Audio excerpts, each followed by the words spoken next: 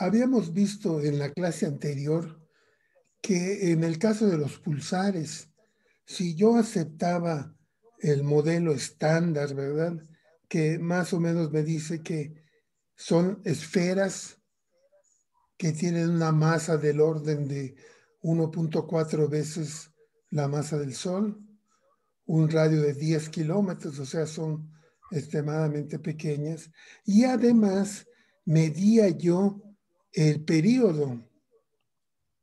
Y luego también si tenía yo datos a través del tiempo, medía yo la derivada del periodo. Esto me permitía calcular muchas cosas del pulsar. Por ejemplo, me permitían calcular la luminosidad que se pierde en esta radiación de muy baja frecuencia que no vemos, pero que empuja al gas ionizado que hay alrededor del pulsar. Y sabemos que esta pérdida de energía es igual a 4pi cuadrada, el momento de inercia, P punto sobre P cúbica. Entonces, pues tenemos todos esos parámetros, podemos calcular eso. Otra cosa muy importante que podemos calcular es el campo magnético mínimo. El campo magnético mínimo también depende de estos parámetros, ¿verdad? Y recordarán que es el campo magnético mínimo, pues el campo magnético en general va a ser mayor que 13 cúbica. De nuevo aparece aquí el momento de inercia, 8pi cuadrada, r a la sexta, esto a la 1/2. Y aquí aparece p por p' a la 1/2. Y finalmente, pues podemos calcular un tercer periodo, un tercer parámetro que es muy importante, que es estimar la edad del pulsar. ¿Cuándo se formó el pulsar? Suponiendo que al principio tenía un periodo cortísimo, ¿verdad? Y esta pérdida de energía por la radiación lo va desacelerando y simplemente esa edad característica es P sobre 2 veces P'. Entonces todo esto lo podemos medir y nos sirve para calcular muchas cosas del pulsar. Como vemos que la P y la P' son muy importantes, vamos a ver en un momento que yo puedo hacer una gráfica muy importante en la que en el eje horizontal está el periodo y en el eje vertical está la derivada del periodo. Y pues claro, cada pulsar va a caer en algún lugar aquí de la gráfica y su posición nos va a decir mucho del pulsar. Es un poco parecido al diagrama de Hertzsprung-Russell, ¿no? Que sabemos que es luminosidad contra temperatura. Sabemos que no en todos lados caen estrellas. Aquí igual no en todos lados caen pulsares y nos va a ayudar mucho. Pero antes de pasar a ese punto, déjenme, les derivo un último parámetro que se puede calcular eh, de las observaciones, ¿no? Y esto es lo que se conoce el índice de frenado.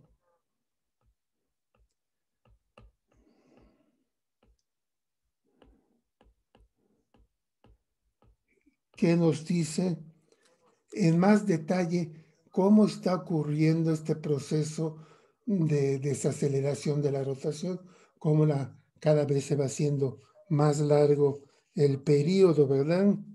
Entonces, lo que habíamos visto es que si tomamos dos ecuaciones anteriores, la 6-12, que aquí está, nos dice que la potencia radiada, ¿verdad? Va como, pues una serie de factores, pero el periodo a la -4. O sea, si el periodo es corto, se radia mucho y viceversa. Por otro lado, la ecuación 618 nos dice que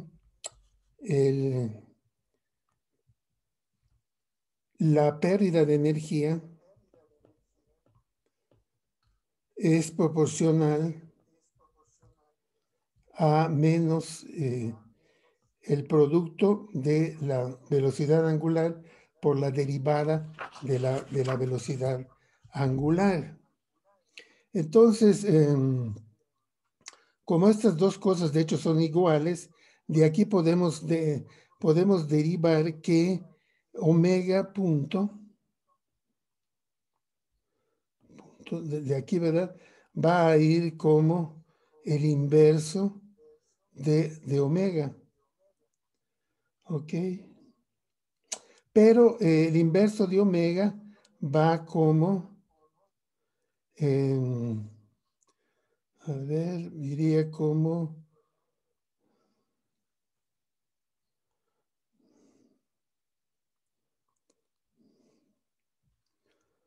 esto sería P' el inverso de omega. Omega serían, a ver,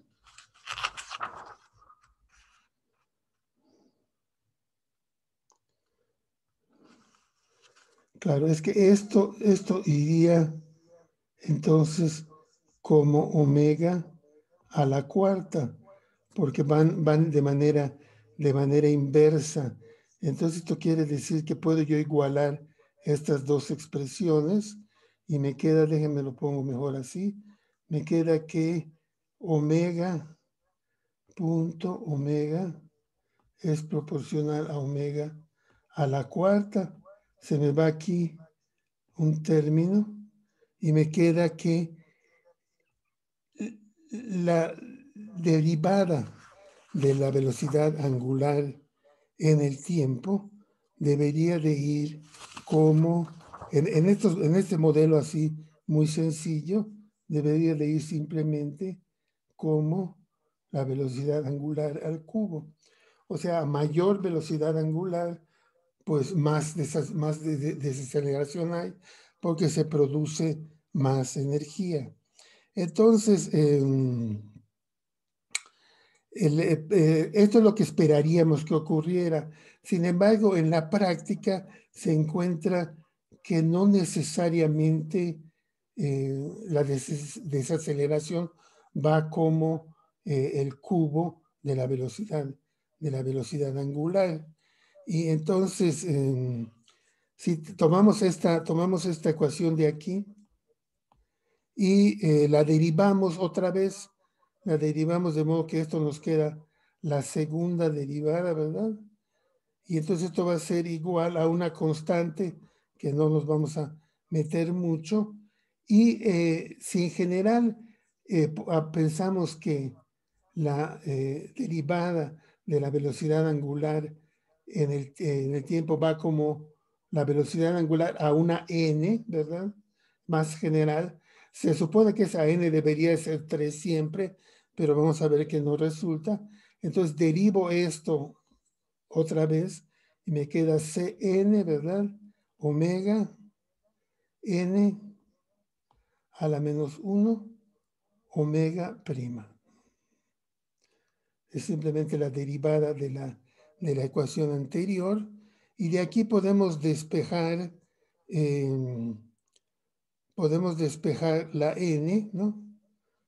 A ver, nos quedaría, esto de aquí sería igual entonces a n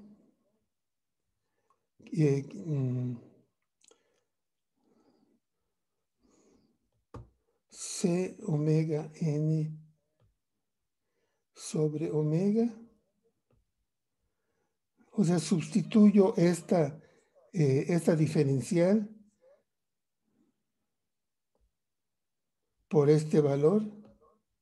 Y entonces me queda n, este valor aquí, y n es n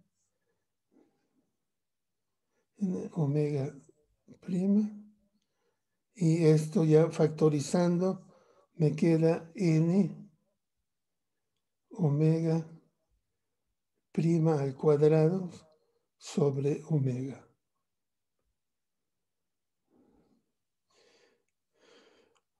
Ok, o sea que aquí lo que hice, bueno, hice esas manipulaciones y lo que me queda es que yo en general espero que la derivada en el tiempo de la velocidad angular sea igual a una constante por una potencia de la velocidad angular.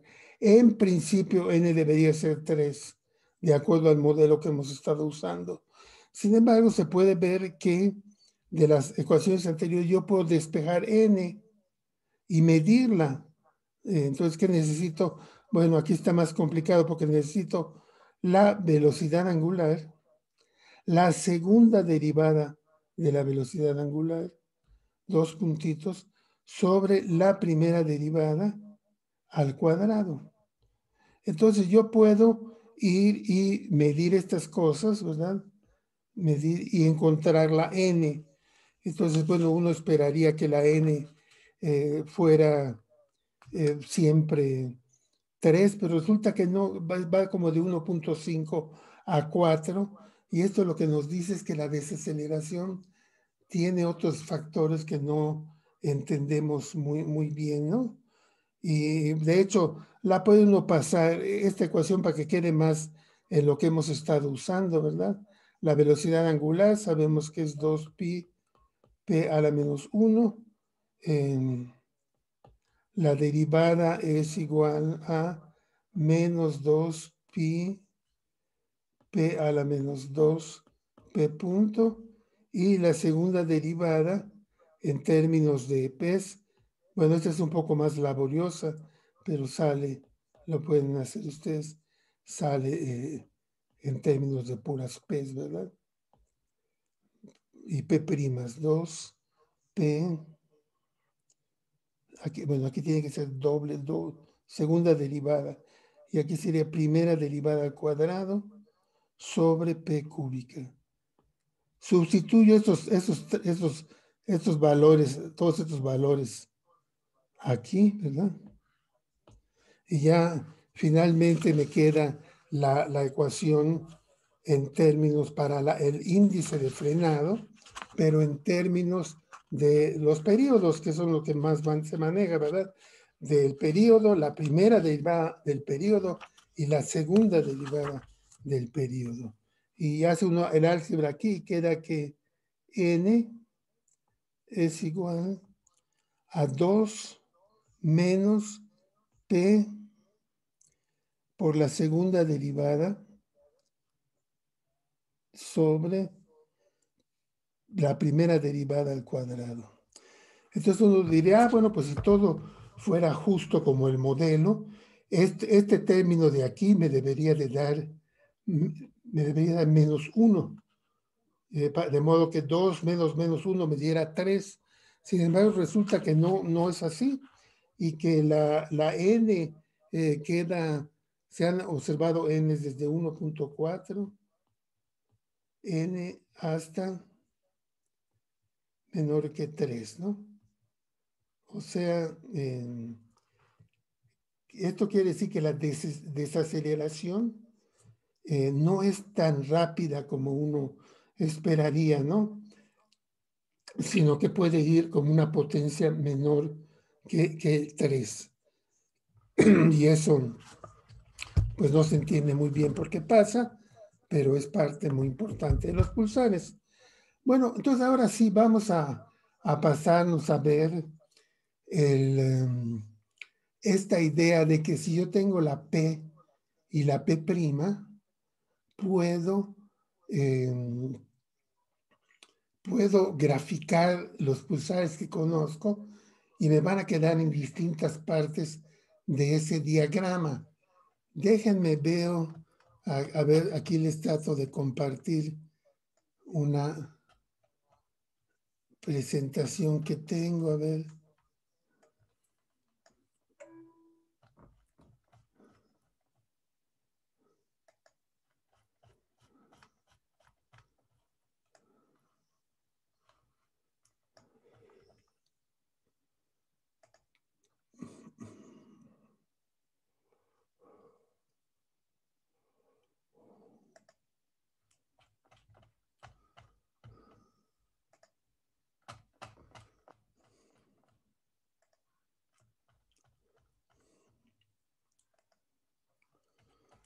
Creo que sí.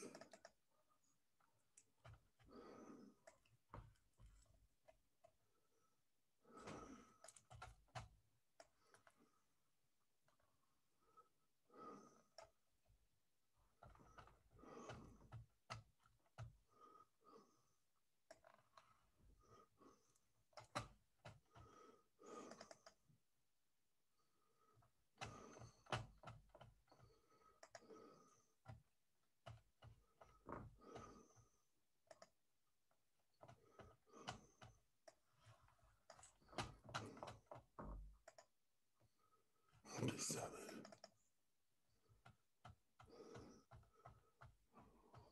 Ok, sí llegan, sí logran ver un diagrama, ¿verdad? Sí. Ok, entonces vean, este es un diagrama que está complicado, pero vale la pena entenderlo, porque si lo logra uno entender, pues se avanza muchísimo. Entonces, en el eje horizontal tenemos el periodo del spin. No sé qué pasó, pero bueno. Entonces, ese periodo va más o menos de 1 milisegundo aquí hasta 10 segundos, que es más o menos lo que tienen los pulsares más lentos, ¿no? Entonces, bueno, pues eso está muy razonable. Luego, en este eje es la derivada del periodo. Esto, acuérdense, es un número muy pequeño porque más o menos el periodo dividido sobre la P punto nos da el tiempo desde que se formó el pulsar en segundos. Entonces, bueno, aquí tomamos 1 y lo dividimos entre 10 a la menos 15, nos queda 10 a la 15 segundos y eso es más o menos 1 millón de años, ¿no? ¿Ok? Entonces,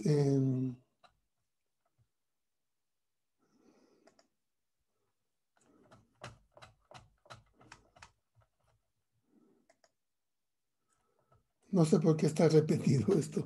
Entonces, aquí viene lo interesante. Yo tengo este diagrama PP punto.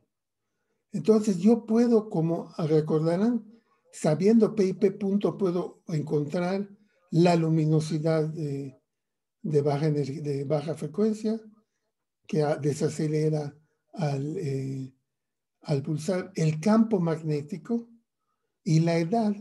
Y esas cosas quedan representadas aquí con rectas y es lo que hace tan, digamos, complicado el diagrama, pero vale la pena verlo con calma.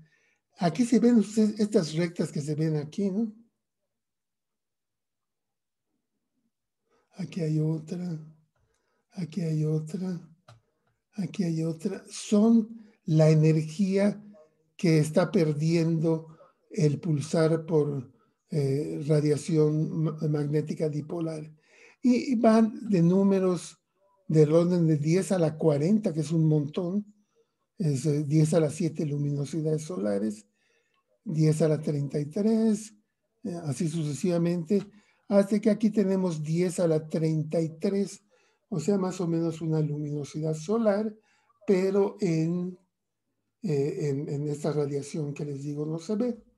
También podemos ver el campo magnético. Cuando lo graficamos, queda en estas rectas que se ven así, ¿no?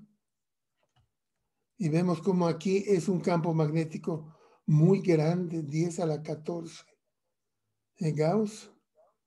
Esta recta aquí traza 10 a la 12 Gauss, 10 a la 10, ¿verdad? Y 10 a la 8 Gauss.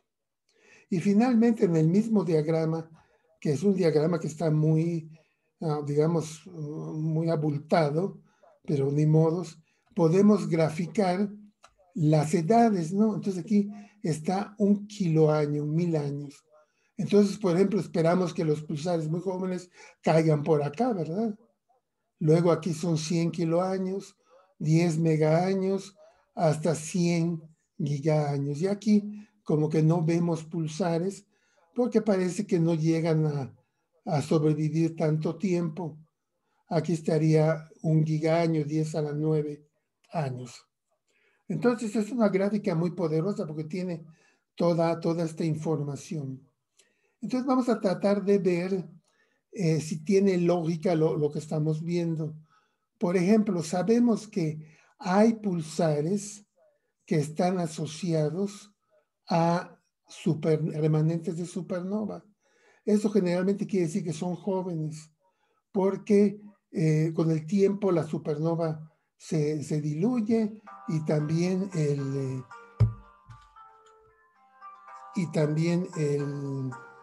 deme un segundito, y también el pulsar se mueve, ¿no? Los pulsares quedan muy, digamos, con velocidades a veces en la explosión de supernova y se van saliendo de la supernova. Bueno, todo esto para decirles que si nos fijamos aquí y vemos las estrellitas, ¿no? Aquí están las estrellitas, aquí, ¿no?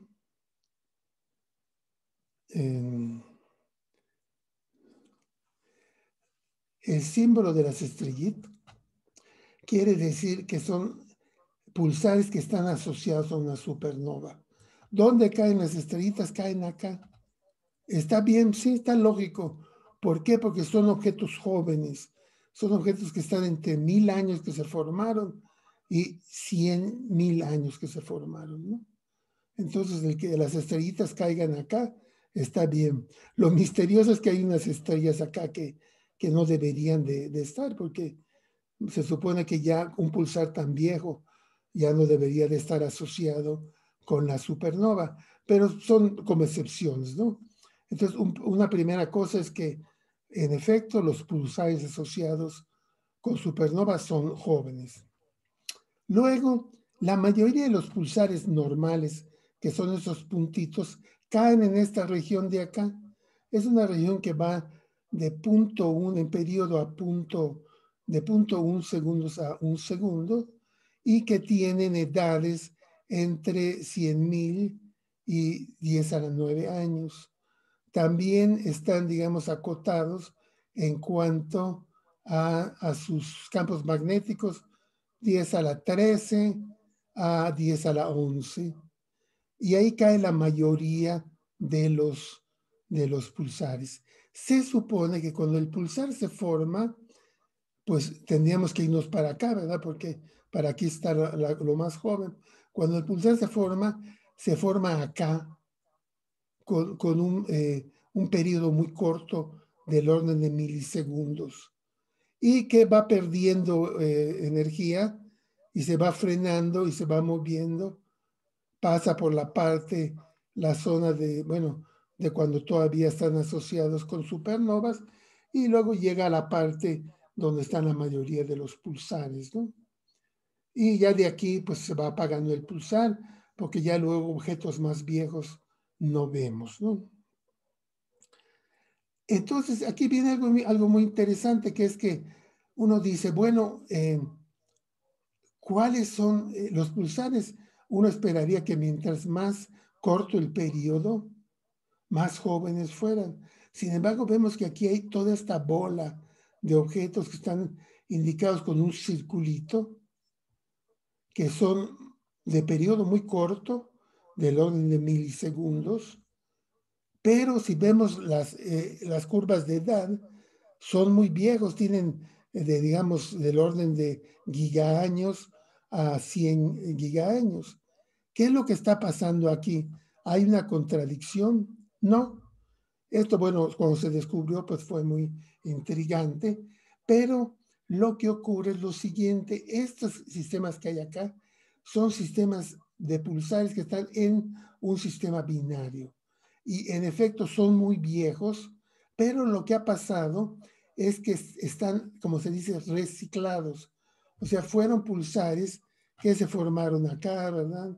Pasaron, perdieron su energía, pero la compañera, su compañera, que sería una estrella normal, les cede material y les da movimiento angular y los acelera y los manda acá.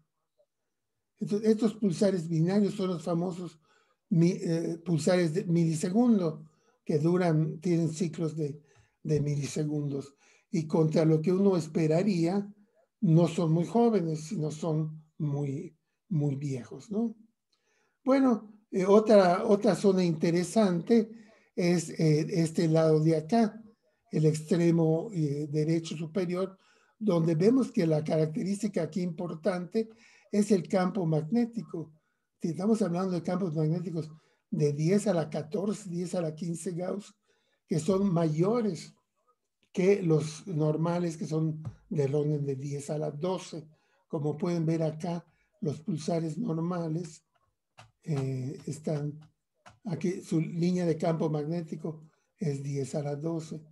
Estos pulsares que son, pues son los magnetares, que son estos pulsares que al parecer al formarse, cuando hubo la contracción de la parte central de la estrella, se produjo un efecto dínamo, uno de estos efectos que transforman energía rotacional en energía magnética y tienen campos magnéticos enormes, ¿no?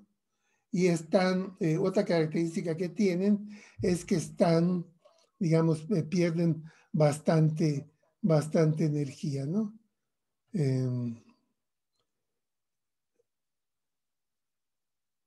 Bien, déjame ver aquí, correcto. Entonces, ¿qué más tenemos aquí? Luego hay unos objetos que son pocos, que son estas como cruces, que son unos objetos que se les llama transientes en rotación, que son unos pulsares bien raros.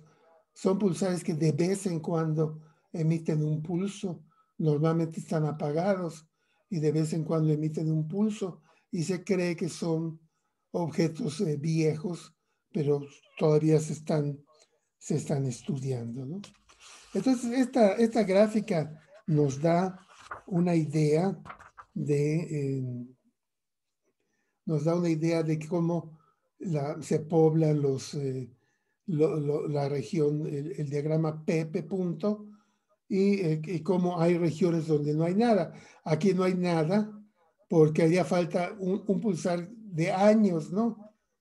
Y pues normalmente cuando los detectamos ya tienen mucho tiempo, pero si llegase a haber una supernova en la galaxia, probablemente el pulsar aparecería por acá y se iría luego moviendo a la zona más normal de los pulsares, ¿no? Muy bien,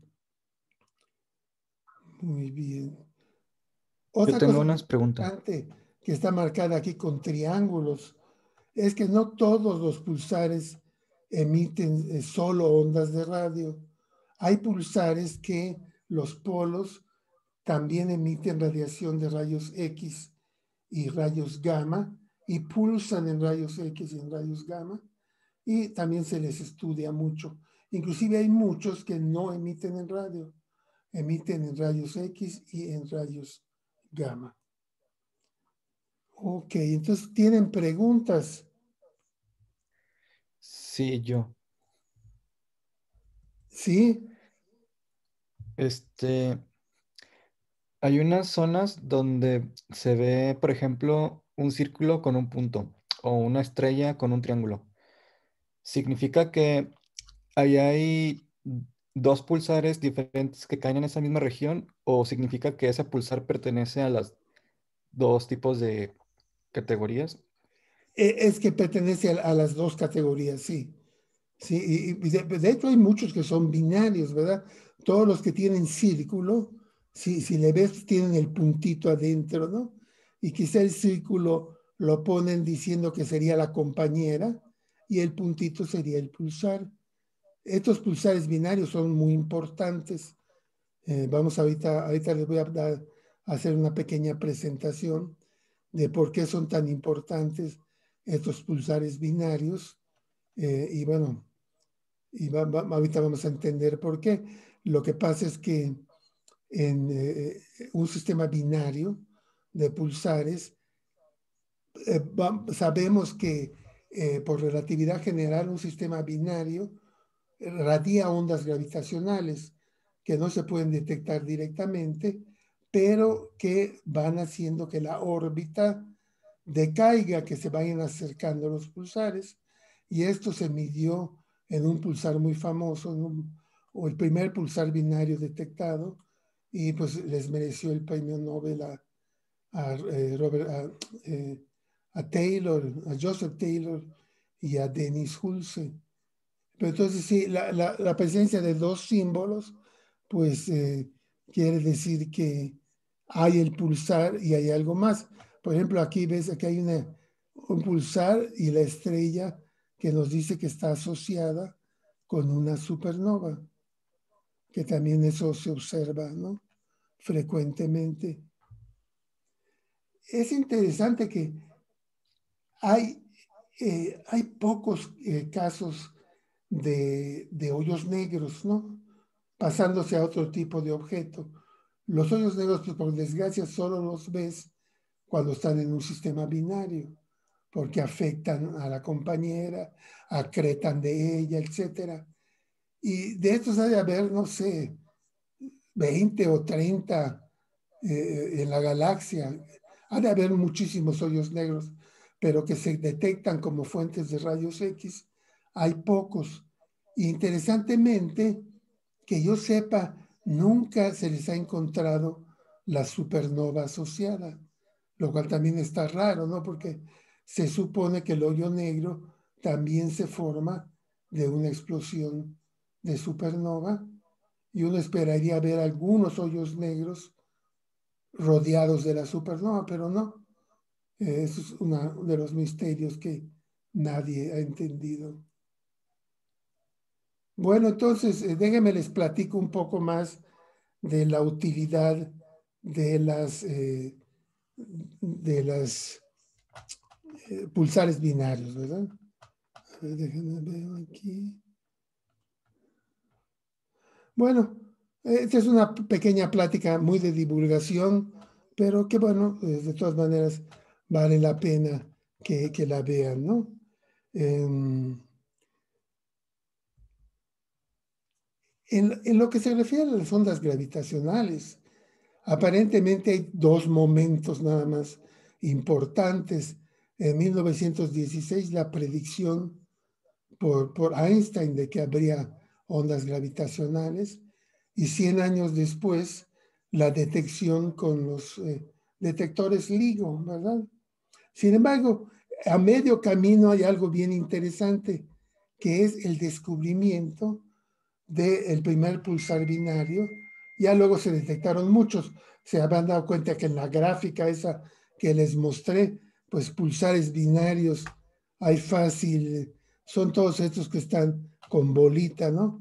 Pues fácil hay 100, ¿no? Aquí, ¿no? Eh, Fácilmente. Entonces, ¿qué fue lo que pasó? Bueno, bueno, aquí discuto que las ondas hay de distintos tipos, y en 1916 Einstein predice pues un nuevo tipo de ondas que se producirían si una gran masa es acelerada o es sacudida por algo. Y pues al mismo tiempo, bueno, años después se va desarrollando la radioastronomía, y les platicaba yo que en 1967 Jocelyn Bell, una joven estudiante entonces, descubre el primer pulsar. Aquí está la gráfica porque lo registraban así en rollo de papel con una plumita de esas como las que salen en las películas antiguas. Y lo que ven ustedes es que estos puntos, estos piquitos que salen acá, ¿no? Que está puesta al revés la intensidad. Hay un piquito que aparece de manera regular y más o menos aquí están, ¿verdad? Aquí es de 0 a 10 segundos. Así a ojo vemos que es como segundo y medio el periodo. Y en efecto, es el primer pulsar detectado. Los pulsares tienen distintos periodos, por lo que les decía yo, depende de qué tan jóvenes son, pero también depende de si no son pulsares reciclados, pulsares que están en un sistema binario y en el que la compañera les cede momento angular y los vuelve a acelerar, ¿no? El pulsar nace girando muy rápido, va perdiendo, ¿no? Va perdiendo cada vez la P es más grande y pues ya se apaga, pero en el caso de que sea una binaria, la evolución del sistema binario puede ser tal que le transfiere masa a la compañera, ¿verdad? Y se acelera el pulsar otra vez. Entonces, esto seguramente ya lo oyeron, pero estas son grabaciones que, nada más para que la gente se dé cuenta para divulgación, de 3 pulsares que tienen periodos progresivamente más rápidos. El primero tiene un periodo de 1.4 segundos y se oye muy claro la diferencia entre los pulsos. Entonces vamos a ver si lo logran oír.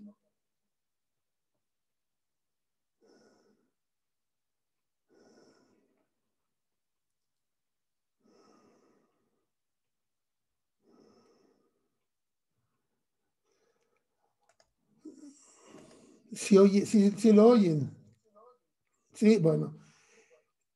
Ahí se dan cuenta de varias cosas. El pulso dura muy poco tiempo.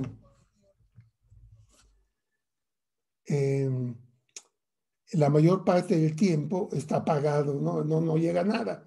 Entonces el pulso el duty cycle es muy pequeño comparado con el periodo y de ahí se intuye que es una región muy pequeña la que está emitiendo. Bueno, déjenme les paso ahora el pulsar probablemente más famoso, el pulsar del cangrejo, de la supernova del cangrejo. Este gira, da 30 vueltas por segundo y ya cuesta trabajo diferenciar los pulsos, ¿no?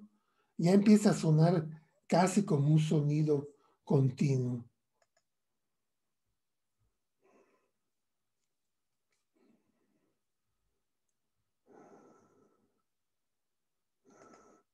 Bueno, y finalmente un pulsar reciclado que da 174 vueltas por segundo, pues ya ustedes saben que el sonido, que es el oído humano, va como de 20 ciclos por segundo a 20,000.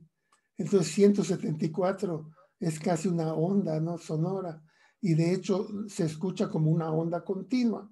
Tienen que analizar los datos para darse cuenta de que en realidad son pulsos uno tras el otro, ¿verdad? Este es muy, muy rápido, este pulsar.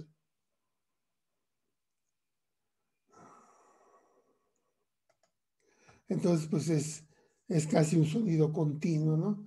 Pero cuando lo analiza uno, pues ve uno que son pulsos que se suceden tan rápidamente que los oye uno casi como un continuo.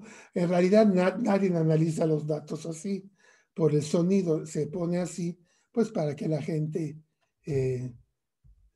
le sepa, ¿no? Lo siguiente, pues es cómo se forman los pulsares.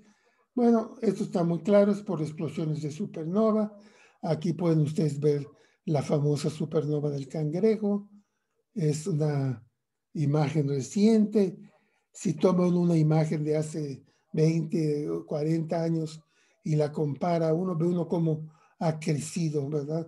La supernova se está expandiendo a miles de kilómetros por segundo todavía, y en el centro está el pulsar el pulsar del cangrejo. Esta es una imagen muy interesante, es una imagen en rayos X. El pulsar está aquí, ¿no? Y gira, y su eje de rotación es esta línea que vemos acá. Y ven ustedes cómo hay un como remolino alrededor, y hay películas hechas con los datos de rayos X del satélite Chandra, y se ve cómo ese anillo se está alejando, ¿verdad? Y se produce el nuevo. Y ese anillo de plasma lo impulsa esa radiación de muy baja frecuencia que decíamos que hay, que se produce al rotar el pulsar, empuja el material y se produce gas muy excitado con electrones relativistas, campos magnéticos, que va y le pega al resto de la supernova y la mantiene activa, ¿no? Es por eso que la supernova del Cangrejo, si la vemos, no es una cáscara, sino que está llena. Y está llena, ¿por qué? Porque le siguen inyectando cosas, el pulsar, ¿verdad? A este tipo de supernovas se les llama pleidones, porque están llenas. La mayoría de las supernovas no hay este proceso, y lo que se ve es una cáscara, y adentro está completamente vacío, y en el centro pues puede estar el pulsar. Entonces, bueno, las supernovas pues se pueden estudiar en nuestra galaxia, pues hace mucho que no hay una, pero en otras galaxias se pueden estudiar. Aquí es una supernova que hubo, ya no me acuerdo en qué galaxia, pero la gente la siguió con técnicas de radio, de interferometría de base muy larga, y pues pueden ver cómo de que estalló ahí por mayo del 93, fue creciendo, ¿verdad? Creciendo. Ya, digamos, aquí serían, no, perdón, es del 2003, estoy mal. Aquí, 2 años después, en el 2005, ya está de ese tamaño. Luego, en el... No, ok, no, es que es 93, 94, 96, y esta última es del 97. O sea que entre esta y esta, la primera hay 4 años, y vemos, esta es una supernova de cáscara. No está, el centro parece estar vacío, y eso pues quiere decir que el pulsar probablemente no le está inyectando tanta energía como en el caso de la nebulosa del Cangrejo. Entonces, bueno, pues la idea son estas, es de nuevo lo que les decía, es una esfera, una estrella de neutrones con un campo magnético. El campo magnético no necesariamente está alineado con el eje de rotación, y por los polos sale radiación muy intensa, que es la que vemos cuando nos ilumina cada vez que da una vuelta. Aquí está otro dibujo. Y bueno, les decíamos que ¿por qué rotan tan rápido cuando se forman? Por conservación de momento angular. Una estrella como el Sol tiene un periodo de días, pero si lo comprimimos un factor enorme, gira muy rápido. Y este es el ejemplo clásico del patinador. Bueno, aun cuando Jocelyn Bell pues, fue un poco la que vio el primer pulsar, el premio Nobel se lo dieron a su tutor, Anthony Hewish, que aparece aquí en la izquierda, junto con otro distinguido astrónomo británico, que es Martin Ryle. Martin Ryle fue el que desarrolló la idea de síntesis de apertura, o sea, la idea de que teniendo radiotelescopios separados podemos combinar la señal y hacer una imagen con eso. Es una técnica muy importante, pues es la que usamos la mayoría de los radioastrónomos en el IRIA. Hewish la recibe por el descubrimiento del primer pulsar. Hay muchas críticas al respecto de eso, pero bueno, pues la cosa es que ocurrió así. Jocelyn Bell pues lo toma así muy galantemente y dice, no, pues es que era mi tutor, él sabía más. Pero bueno, quedó esa duda y ahorita van a ver que está relacionada con algo que pasó después. Entonces, usando el observatorio de Arecibo, que se acaba de desbaratar, ¿verdad? Pero esto fue en los años 70, dos radioastrónomos descubren el primer pulsar binario. Ahorita ya hay un montón. ¿Y qué es lo interesante de eso? Lo interesante es que cada pulsar es como un reloj muy preciso. Está emitiendo pulsos muy precisamente. Se está desacelerando, pero eso es en una escala muy grande y se puede corregir ese efecto. Entonces, podemos usar, así como usamos el efecto Doppler para decir que una galaxia se aleja de nosotros o se acerca, aquí podemos usar el efecto Doppler en los pulsos y decir cómo se están moviendo, ¿verdad? Y lo interesante es que se sabía que un sistema binario con una órbita elíptica iba a ir perdiendo energía por ondas gravitacionales. Las ondas gravitacionales son tan débiles en este caso que no se pueden detectar directamente, pero su efecto se va acumulando y entonces poco a poco la órbita del sistema va cambiando. Les recuerdo que clásicamente, en la teoría de Newton, un sistema binario mantenía su órbita para siempre. ¿Ya? Se quedaba así, ¿no? ¿Por qué? Porque no había pérdida de energía. No se sabía de esto.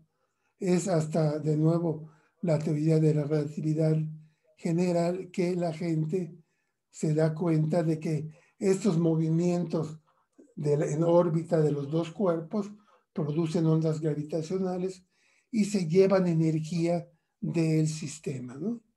Entonces, Taylor y Hulse empezaron a medir como función del tiempo. Aquí en el eje horizontal ven el año de la medición y en el eje vertical es qué tanto se adelanta lo que se llama el periastro, el punto de mayor cercanía entre las dos estrellas de neutrones. En la teoría clásica debería de ser siempre con el mismo, debería de regresar con la misma periodicidad, pero aquí la órbita se está haciendo más chica, entonces el periastro, el momento del periastro se adelanta, se va adelantando. Pues aquí están sus primeros puntos. La curva es la predicción de la teoría de la relatividad. Bueno, aquí se ve bien, ¿verdad? Aquí hay un punto medio raro, pero estos dos astrónomos, sobre todo Taylor, continuó así observando, y ya con el tiempo pues se produjo una curva que era ya incontrovertible, ¿no? En el eje horizontal tenemos el año de la observación, que va de 1974, que lo detectaron, hasta el 2005, la curva de la relatividad general, y perfecto, ajusta los datos, ¿no? Totalmente. Y aquí el adelanto en segundos, ¿no? Entonces, por ejemplo, de que se detectó a 2005, ya el periastro se había adelantado 40 segundos antes de lo que debería de ser, ¿no? Entonces, este es un objeto súper estudiado. Les dieron el premio Nobel a Hulse y Taylor. Entonces aquí, claro, Hulse era el estudiante de Taylor y ya luego se salió de la astronomía, se dedicó a otras cosas, pero la gente se habían quedado los del Comité Nobel, pues con aquello de que cuando Jocelyn Bell no les tocó, entonces aquí dijeron, le va a tocar a los dos, y les tocó al tutor Taylor, que aquí parece que hizo la mayor parte del trabajo, y al estudiante que es Russell Hulse, ¿no? Este sistema se conoce súper bien porque puede uno combinar cosas de la relatividad general con los datos. Y bueno, no les voy a decir cómo, pero les voy a decir nada más las cosas que se saben, ¿no? Es el pulsar EPSR, es por pulsar. La B es por las coordenadas son de 1950, la ascensión recta, la declinación. Se sabe la distancia, 21.000 años luz. Se sabe la masa de los componentes, 1.4 masas solares. Se sabe cuál es el periodo cuál es la rotación del pulsar que se observa, porque hay que aclarar que nada más se ve un pulsar. Se sabe que la otra estrella es estrella de neutrones, pero no se sabe si es pulsar o no, porque no vemos el pulso de una. Entonces da 17 vueltas por segundo. Por otro lado, eso es el número de vueltas que da el pulsar. Por otro lado, la órbita completa una vuelta en 7.8 horas, o sea que es un sistema muy cercano. La relación entre el periastro y el apastro, la distancia más cercana y la más lejana, es 1.1 a 4.8 radios solares. O sea, es una órbita bastante excéntrica. Cuando están más cerca están a 1.1 radios del Sol y cuando están más lejos están a 4.8 y cada 7.8 horas se repite, ¿no? La luminosidad gravitacional es pequeña, es 2% de la luminosidad solar, pero se va acumulando su efecto con el tiempo y hace que la órbita cambie y se pueda medir. Se sabe cuánto se acercan en promedio las dos estrellas de neutrones. Se acercan 3.5 metros por año. Y en base a todo esto se calcula que en 300 millones de años se van a fusionar en un solo objeto. Eso a su vez tiene que ver con la detección de ondas gravitacionales otra vez, ¿verdad? Son este tipo de fusiones de estrellas de neutrones o de agujeros negros los que producen ahora sí mucha energía gravitacional, ondas gravitacionales muy intensas que se pueden detectar directamente. Pero en este objeto el efecto es muy sutil y solamente se ve por su efecto acumulativo. Bueno, pues en 2016, como saben bien, se detectan finalmente la fusión de dos hoyos negros. Esto al año siguiente les dan el premio Nobel a las 3 personas involucradas. Al poco la gente decía, bueno, que lo bueno de las fusiones de hoyos negros es que producen ondas gravitacionales fuertes, pero lo malo es que no producen radiación de ningún tipo. ¿Por qué? Porque los hoyos negros, pues todos están dentro del horizonte de eventos, no se ve nada, se fusionan y no vemos nada. Entonces la gente estaba diciendo, no, lo que queremos es una fusión de estrellas de neutrones. Y ya se observó eso, ¿no? Y lo interesante es que cuando las estrellas de neutrones, así como va a pasar dentro de 300 millones de años con el pulsar binario, se fusionan, como si hay materia afuera, se producen las ondas gravitacionales, pero se producen también luz, ondas de radio, de todo, ¿no? Entonces, esto va a ser muy, y ya, de hecho ya se observó y se están observando muchos casos de hoyos negros sobre todo, pero también de fusión de estrellas de neutrones. Otra cosa que va a ser muy importante con los pulsares es la siguiente, y tiene que ver de nuevo con las ondas gravitacionales. Las ondas gravitacionales, si vienen de la fusión de dos objetos compactos, las puede detectar el sistema LIGO. porque son unas ondas relativamente cortas. Pero vamos a suponer que se fusionan dos hoyos negros supermasivos. Bueno, van a producir ondas gravitacionales de longitud de onda muy grande y LIGO no las va a poder detectar. Entonces necesitaríamos un sistema LIGO, pero del tamaño de la galaxia, no lo tenemos.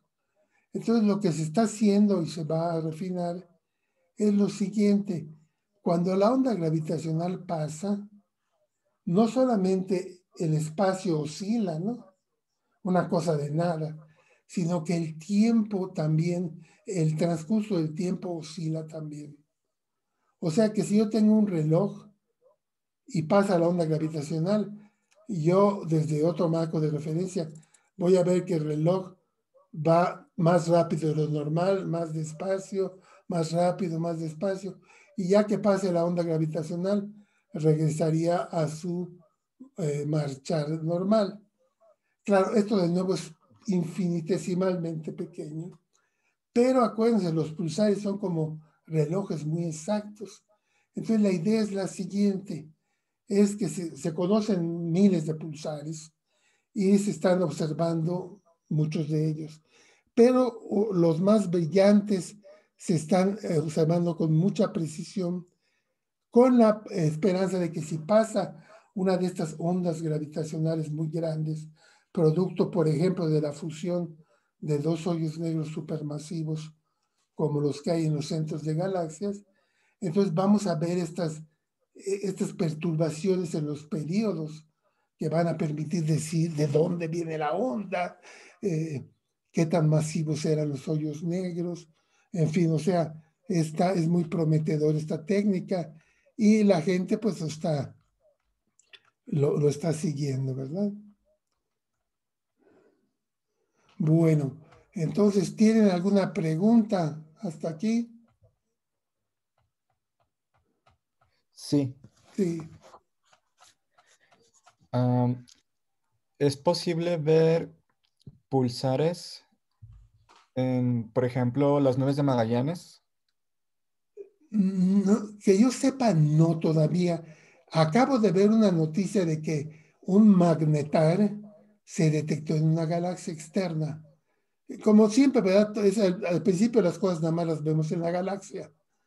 Eh, pero ahora yo al menos ya vi una noticia de un magnetar en una galaxia externa. Ahora, las nubes de Magallanes están tan cerca que uno pensaría que igual y ya se detectó algo. Lo voy a checar y les mando un mensaje. Lo que te digo es que sí, los magnetares tienen unos como pulsos gigantes, ¿no? Y se ha detectado, en alguna galaxia se ha detectado al menos. Pero es un buen punto, de las nubes de Magallanes pues están relativamente cerca y quizá ya se detectó. Lo voy a checar. Sí, me entró esta duda porque creo que hace no muchos años hubo una explosión de supernova en una de las nubes, ¿verdad? Ah, exacto. Sí, claro, claro, sí. En la famosa 1987. Ah, esto es muy interesante. Hay una plática que dio un colega del Instituto de Astronomía de CEU, que se llama como un collar de perlas. Ahí les voy a mandar el link. Y ahí lo que están argumentando es que finalmente están viendo el pulsar, porque Ujú. resulta que explotó la supernova, se vio a simple vista, la han estado siguiendo, pero nadie ha visto el pulsar. Pero aquí lo detectaron, pero no lo detectaron en sus pulsos. Y tienes razón, esto hace algo que han de estar siguiendo, pues sí, observando esa región, esperando que aparezcan los pulsos. Que yo sepa, no han aparecido. Y en esa plática, lo que describe este colega Danny Patch es como, pues está la envolvente, ¿verdad? Está muy bonita, son unos como aros, pero ellos argumentan que en el centro ya vieron algo, pero no lo vieron en radio, lo vieron en el infrarrojo. Pero tienes toda la razón, la gente le ha de estar echando, porque pues en algún momento se verá el pulsar, aunque no necesariamente, ¿verdad? Acuérdense de que para ver al pulsar hay que tener la suerte de estar en el haz, ¿no? Si el pulsar está girando así, nunca lo vamos a detectar, ¿no? Simplemente nunca lo vamos a detectar. Pero es muy buen punto y sí lo están siguiendo. Y les voy a mandar un mensaje y el link de esa plática. Pero que yo sepa, no se ha detectado el pulsar Ok. de la... Sí.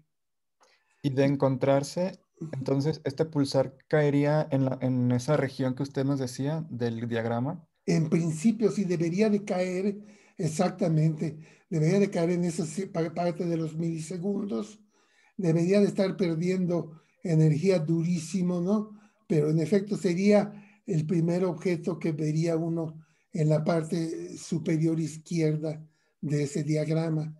Y me imagino que por eso la gente lo observa, ¿verdad? Porque no sabemos, igual ya hay plasma alrededor. Vamos a ver en la última clase cómo la radiación, si no tiene una frecuencia lo suficientemente alta, no penetra el plasma, ¿no? Entonces a lo mejor hay un pulsar ahí, pero está rodeado de gas ionizado y no vemos el pulso. Y hay que esperar que ese gas ionizado se disipe para ver si se ve el pulso. Ahora, igual y no se ve, por eso que decíamos de que tienen que tener suerte para ver los pulsares. Pero sí, muy buen punto. En efecto, se vería en esa parte del diagrama donde nunca se ha visto nada, ¿no? Ok, Sí, otra pregunta. sí. Eh, ¿Los magnetares con el paso del tiempo pasan a ser pulsares normales? Mm, creo que no, creo que no pierden, pierden momento angular, ¿no?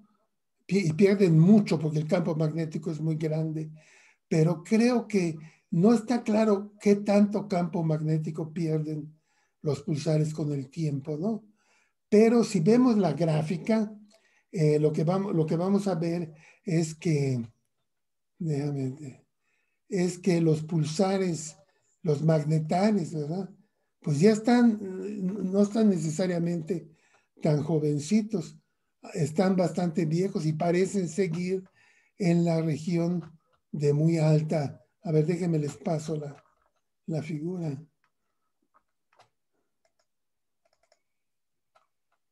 Es, a ver si la ven, no, ¿verdad? ¿Sí la ven? Sí. Entonces, fíjense, en esta gráfica los magnetares son estos triangulitos. Entonces, si ven ustedes, pues están, pues por definición, en esta parte de acá, que es donde el campo magnético es muy grande. Pero si ven su edad, ¿no? Pues estos de por aquí, por ejemplo, ya tienen 100 años. Aquí hay uno muy antiguo que quién sabe también qué signifique. Estos pueden ser, estos objetos raros, pueden ser cosas mal medidas o algo, ¿no? Pero vemos que la mayoría están aquí en una región de muy alto campo magnético, de bastante luminosidad, pero relativamente viejos, o sea, ciertamente parecería que en una escala de 10.000 años no pierden su campo magnético. Y también pues, se trata de entender eh, qué tanto pierden campo magnético, porque lo que sí se sabe es que los pulsares reciclados que están aquí abajo tienen campos magnéticos chicos, o sea que sí han perdido campo magnético. Eh, lo que tienen es que han ganado momento angular por transferencia de material de la compañera y están rotando muy rápido. Pero si ven ustedes aquí su campo magnético es 10 a la 8, 10 a la 9, ¿no? Eh, entonces sí hay una pérdida de campo magnético, no está claro en qué escala, pero parecería que si uno esperaría ver, si realmente perdieran mucho campo magnético, esperaría uno ver magnetares. No, lo que pasa es que por definición los magnetares caen acá, ¿verdad? Igual y hay algunos de estos pulsares fueron magnetares y perdieron campo magnético, pero eso no se entiende tan bien. Se entiende mucho mejor cómo pierden momento angular que cómo pierden campo magnético. Muy bien. Bueno, cuando nos quedan los minutos, déjenme les platico un poco. Ya de la última parte es la utilidad de los pulsares para el observador más común y corriente. Hay una comunidad de gente que trabaja en pulsares, que son como físicos y les interesan los mecanismos y les interesan que cómo se formaron, cómo emiten. Pero hay otra comunidad que usa los pulsares, los da, existen, ¿no? Dice, son objetos que emiten pulsos y los usa para estudiar el medio interestelar. La razón de eso es que la radiación del pulsar viaja hacia nosotros, ¿no? Y en el camino interacciona con el plasma que hay en el medio interestelar. Hay un plasma muy tenue, pero que es suficiente para afectar las características de la señal y que permite estudiar el medio interestelar, ya ignorando al pulsar, usando al pulsar, vamos a decir, como un trazador, ¿no? Entonces,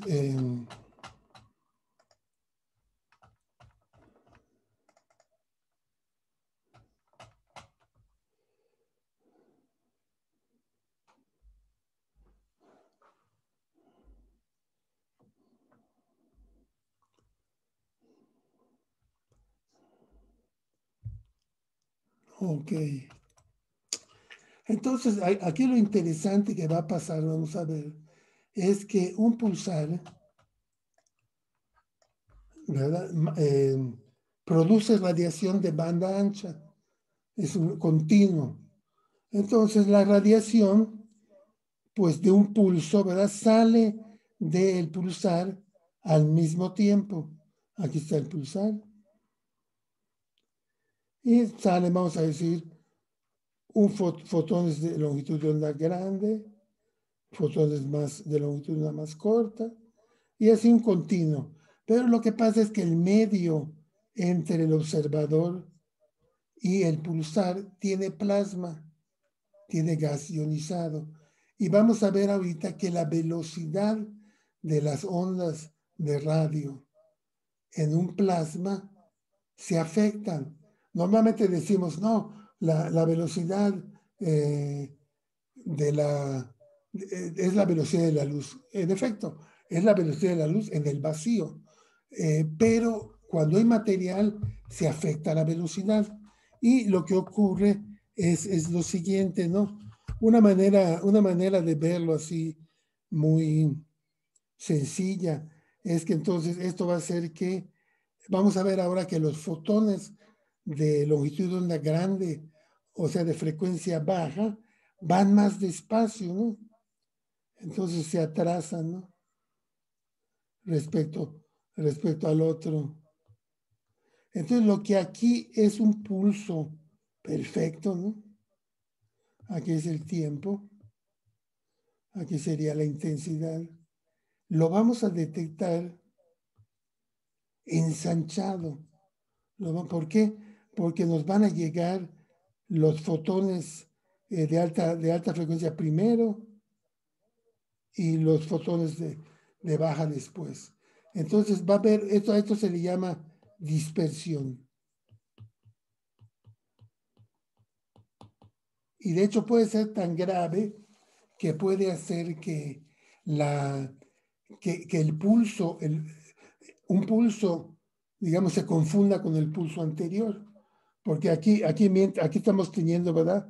Los pulsos muy bien definidos, pero conforme van viajando, se van ensanchando, y entonces lo que acabamos viendo, pues es casi una señal continua, ¿no? Entonces hay que dispersar los pulsos, y esto pues es todo una técnica y un arte, ¿no?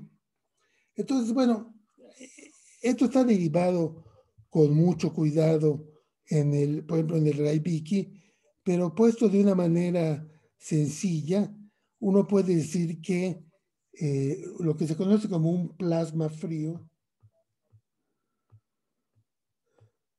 bueno, eso de frío es decir, por ejemplo, puede un plasma de 10 a la 4 es un plasma frío. Las ondas de radio tienen un índice refractivo, eso que se deriva en muchos libros, que está dado por esto, 1 menos la frecuencia del plasma, de ese plasma con el que nos encontramos, sobre la frecuencia que estamos estudiando, al cuadrado, y esto a la 1/2, ¿no? Entonces, esta frecuencia de plasma es muy importante. Es una frecuencia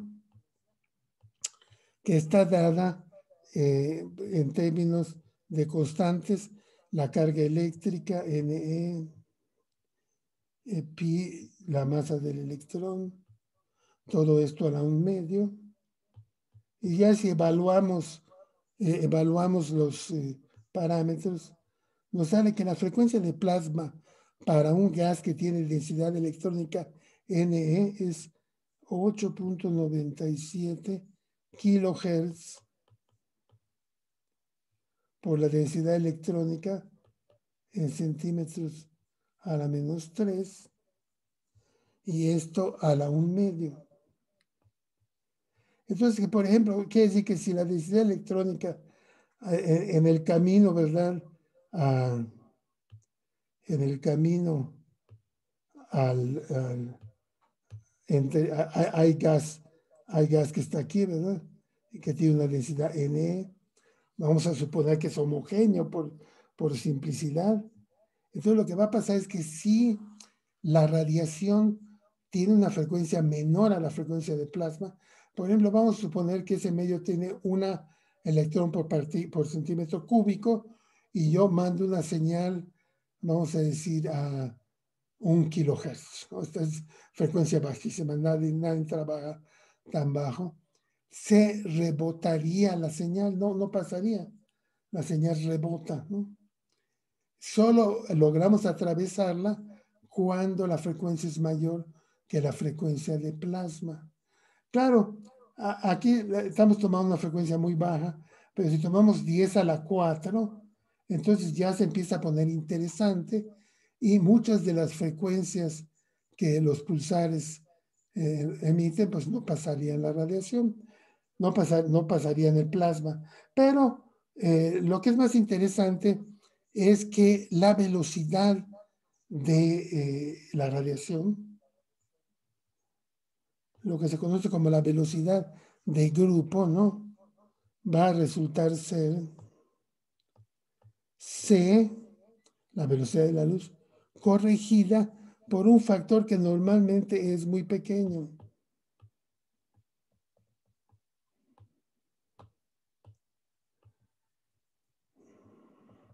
Entonces, fíjense, si la frecuencia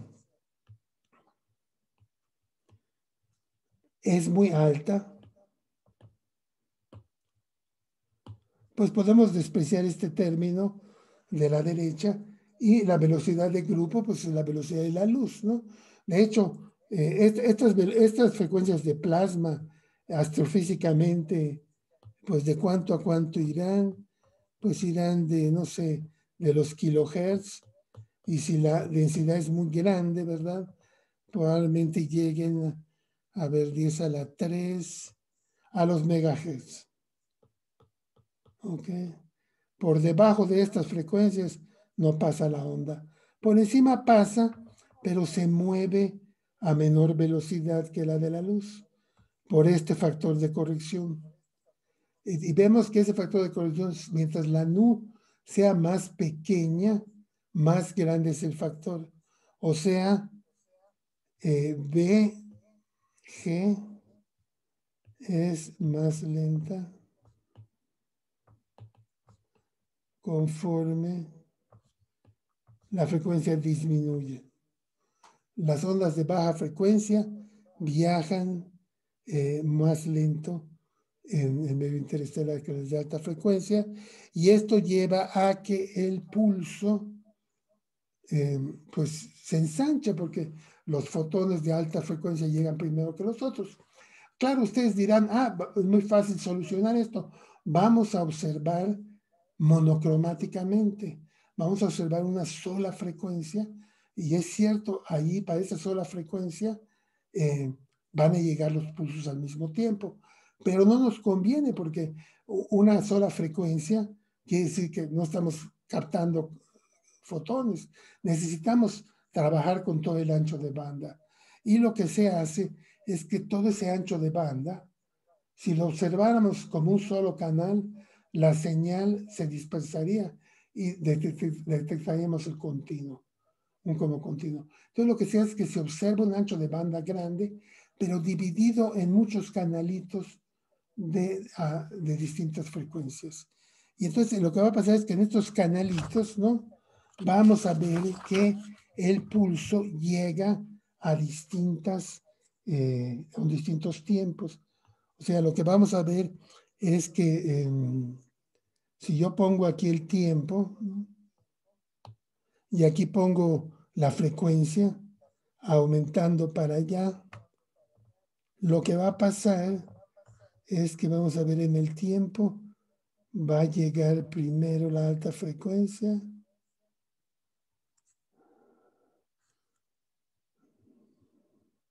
Bueno, creo que quedaría, esto lo divido en muchos canales, ¿no? Entonces, un canal de alta frecuencia, pues el pulso va a estar así. Uno de media va a estar así. Y uno de baja va a estar así, ¿no? Entonces, claro, aquí sí tengo la información. Si lo promedio todo, se me embarra el pulso y no lo puedo detectar, ¿no? Entonces, lo que tengo que hacer es tomar los datos canal por canal y luego correrlos, agarro digitalmente, ¿no? Y lo corro y lo corro más, de modo que me queden alineados. Y entonces ya promedio, ¿no? Entonces, esto es lo que se conoce como de dispersión. O sea, es el tomar la señal de banda ancha, pero detectarla en pequeños canales muy angostitos, donde podemos considerarla casi monocromática, y vamos a ver que canal por canal va a llegar distinto el pulso, con un tiempo distinto. Conozco ese tiempo, lo puedo corregir y puedo dispersar y alinear los pulsos y obtener el pulso promedio. Al promediarlo gano señal a ruido. Este efecto también se observa.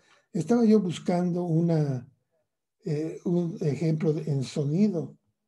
Por ejemplo, si yo tengo un pulsar, ¿no? Y lo observo a una cierta frecuencia. Aquí está el tiempo, ¿no? Y luego lo observo a otra frecuencia.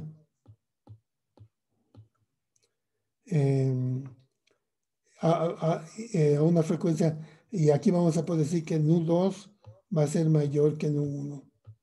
Y lo observo con banda ancha. Entonces lo que va a pasar es que a baja frecuencia el pulso se va a ensanchar mucho, ¿no? Y va a ser muy difícil detectarlo.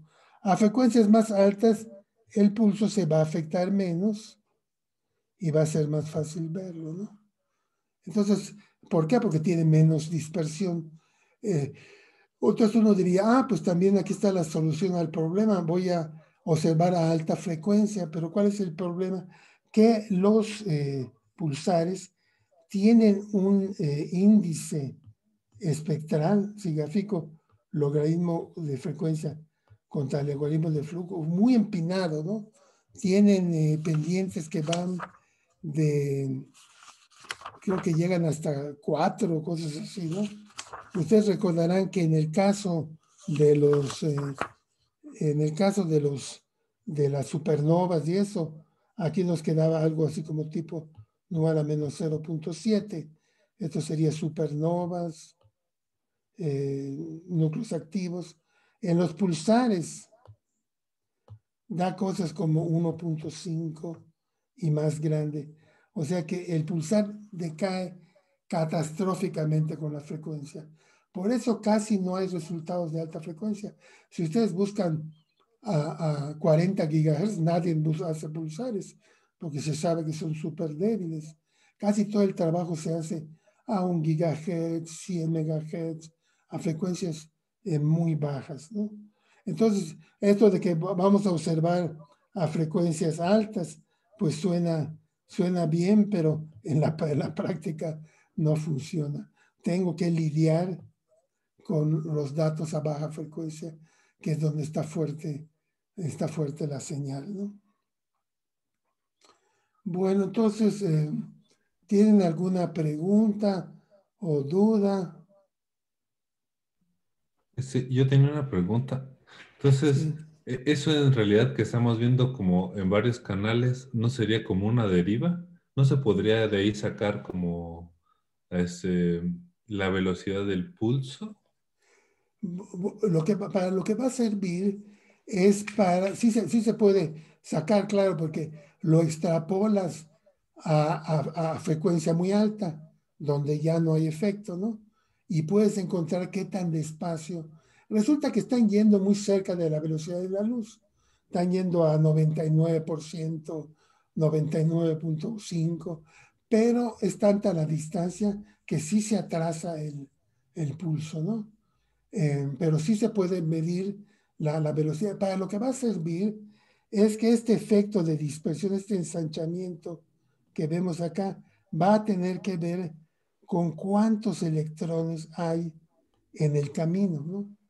A mayor número de electrones libres en el camino, más dispersión y vamos a poder acabar diciendo cosas de la densidad electrónica que hay entre nosotros y el pulsar, ya que no nos interesa el pulsar cómo funciona, lo que nos interesa es el material en medio. Y sí se puede sacar, una buena idea, sí.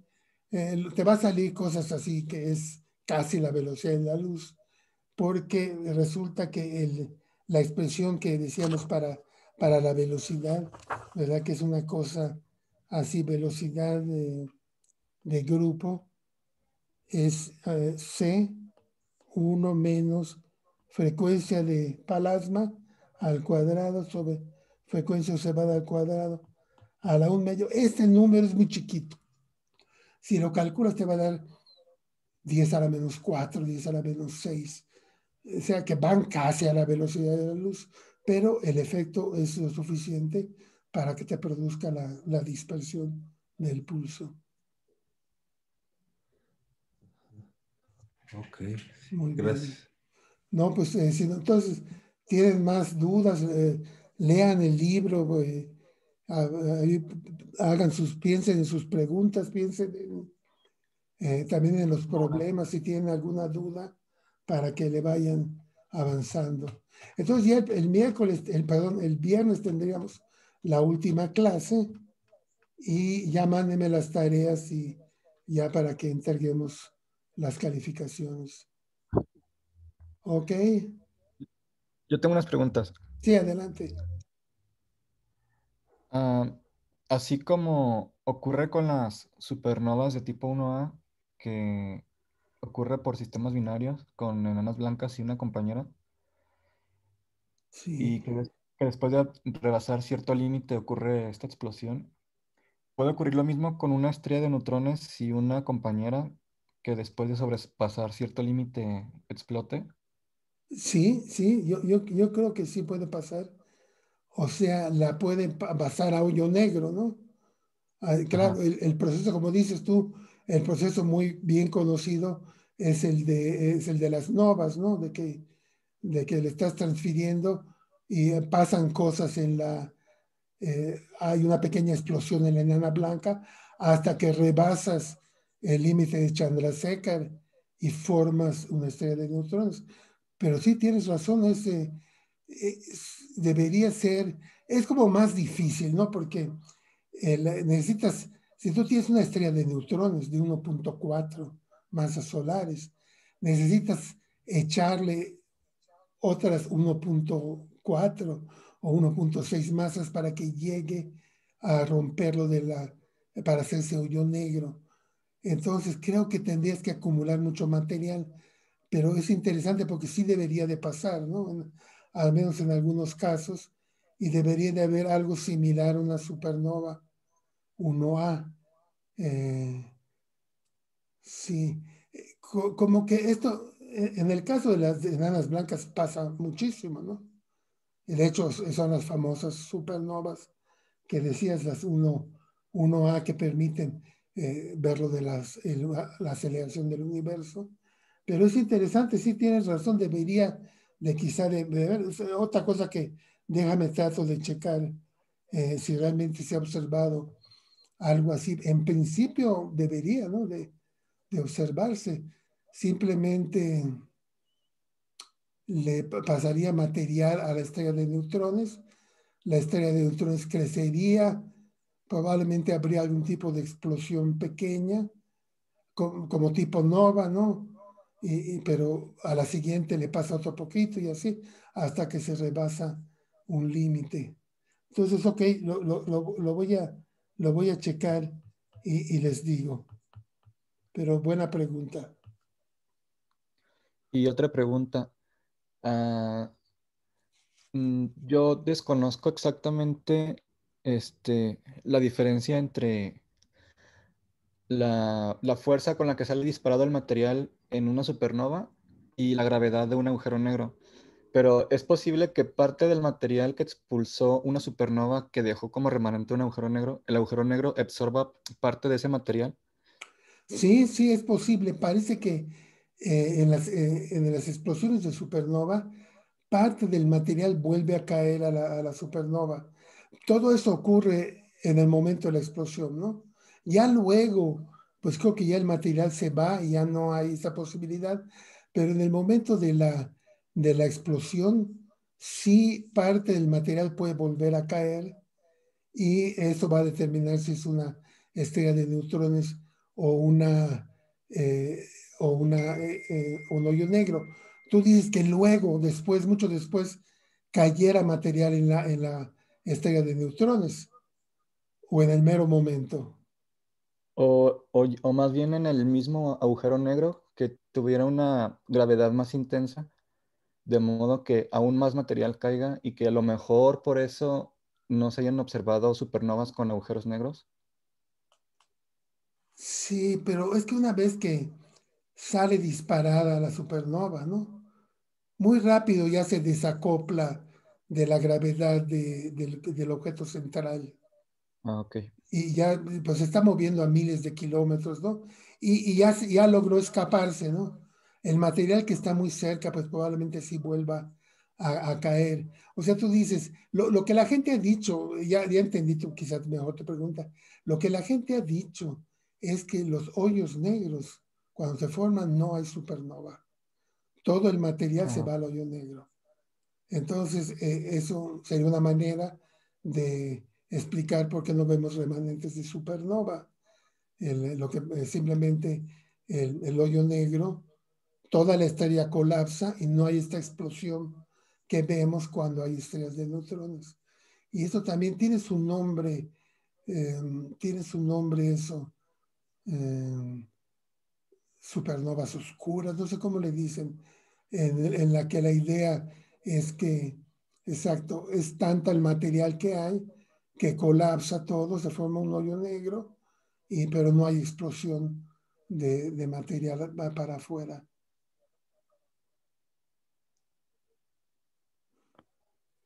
Sí, sí, son ok, gracias. muchos temas, sí. Muy bien, entonces, correcto, entonces nos vemos el viernes o tienen alguna otra duda. La tarea tenemos todo el viernes para entregarla o a una hora.